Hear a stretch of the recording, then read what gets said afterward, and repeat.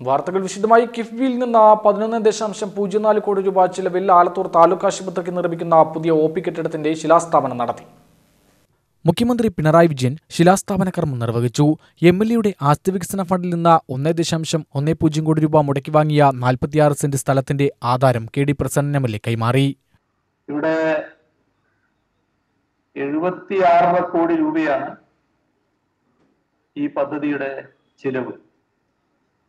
അത്തരത്തിൽ ഒരു super speciality block യാഥാർത്ഥ്യമാകുന്നത് നാട്ടുകാർ വളരെ താല്പര്യപൂർവ്വമാണ് നോക്കിക്കാണുന്നത്.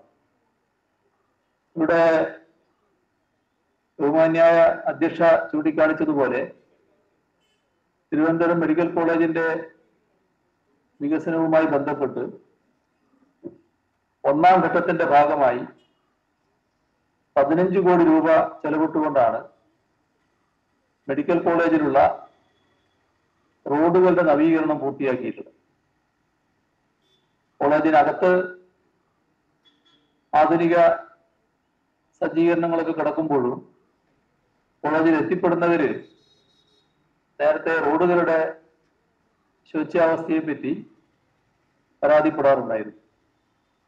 അത് പൂർണ്ണമായി മാറുന്ന അവസ്ഥയാണ് ഇതോടെ വന്നിട്ടുള്ളത്. അപ്പൊ അതിന്റെ ഉദ്ഘാടനവും ഇന്ന് ഇതോടൊപ്പം നടക്കുകയാണ്. ബ്ലോക്ക് പഞ്ചായത്ത് പ്രസിഡന്റ് രജനി ബാബു അധ്യക്ഷയായി. ജില്ലാ panchayat vice president CK. Chamunni, Alathur ഗ്രാമപഞ്ചായത്ത് president A. Shaini, V. Kuttikrishnan, A. Aleema, C. Ramakrishnan, KC. Binu, taluk ആശുപത്രി superintendent doctor Flemy Joseph, A. Divya, O. Kannan എന്നിവർ സംസാരിച്ചു.